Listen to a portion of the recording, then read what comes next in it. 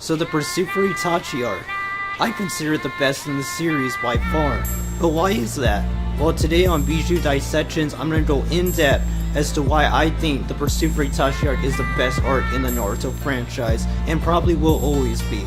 But without further ado, let's jump right into the video and start with my first point, the plot. The Pursuit for Itachi arc focuses on two teams trying to find Itachi Uchiha. One being Sasuke's newly founded Team Heavy and Naruto's Konoha group of ninjas. As many obstacles get in their way, the arc keeps building up to the eventual meetup between Sasuke and Itachi. Also, a plot point of Jiraiya finding out the location of the leader of Akatsuki Pain leads him to a battle with Pain, which he gets killed getting information to help Konoha for. The battle ends with Itachi, and Sasuke gets taken care of by Tobi, and Tobi then tells Sasuke the truth of the Uchiha clan, which pretty much sets up the final battle between Naruto and Sasuke. So plot-wise, this arc has a lot of weight and can only be rivaled by the likes of the Sasuke retrieval arc. So for my first point as to why this is the best arc in the series has to go to the plot, because many plot points were closed up and many were created to serve in future arcs, which was handled perfectly by Kishimoto, and I think he hasn't done better ever since. Going into my second point, guys, it's going to be the fights. Action-wise, this arc is outstanding, with Hiroyuki Yamashita having a hand in two major fights in the arc, being Sasuke vs. Deidara and Jiraiya vs. Pain. The fights in this arc were highly strategical and had some of the best use of OST in the entire franchise. Sasuke vs. Orochimaru being the weakest in the entire arc fell flat because of plot conveniences and could feel pretty lackluster at times. But you know, the rest of the fights pretty much make up for it in this arc. Sasuke vs. Deidara had Deidara put up all the stops to kill Sasuke with its hatred for the Uchiha clan, driving him into his final climax with him blowing himself up, which was a fantastic end for his character in my opinion. And you know, when it came to Jiraiya vs. Pain, we got to see him use Sage Mode for the first time in the entire series, and also was the introduction to Ma and Pa, which are pretty good characters. And you know, Pain was the student of Jiraiya from the Third Great Ninja War. It's the first time we'll learn about the orphans, Yayiko, Naruto, and Konan. And many of the jutsus displayed were awesome, and the fight's choreography was amazing, with Hiroyuki Yamashita putting out some of his best work in the entire series. Overall, it was an enjoyable fight with a great and emotional finish with Jiraiya's death scene at the end, leaving everything to Naruto. After that, we closed the arc off with the headliner fight of Sasuke vs. Itachi, a battle we were waiting for the entire series to see, and it delivered on so many levels.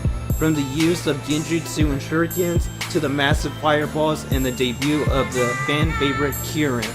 This fight had everything we had hoped for. Sasuke finally defeated Itachi in this battle, and it was a great relief for every fan. When we and Sasuke both learned the truth about Itachi and how he had sacrificed his happiness for pretty much the village and for the clan, and for what he had to do to stop civil war, Itachi, you know, was a good character in the end, and Sasuke got really hurt by it.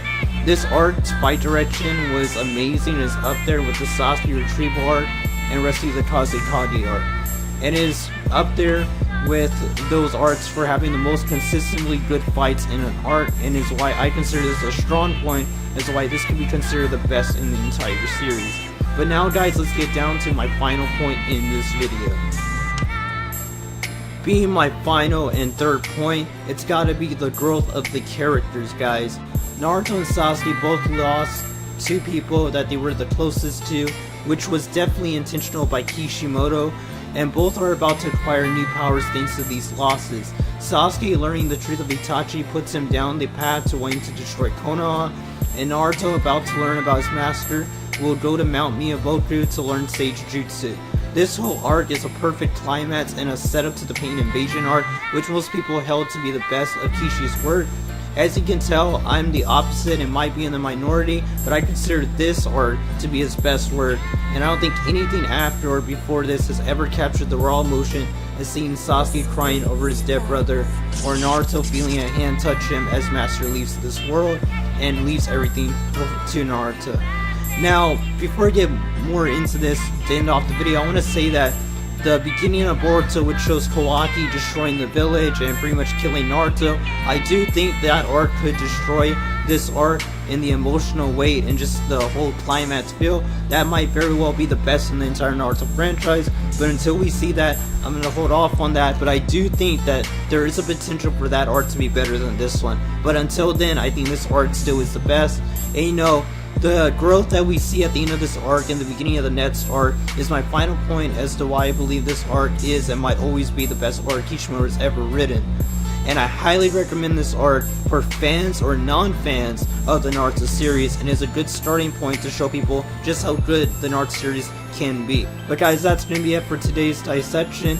If you enjoyed the video, be sure to check out my top 10 videos on my channel. I post one every Saturday, and also my Boruto episode reviews drop on Wednesday, so look out for that too. Be sure to hit the bell button to be notified when I upload again.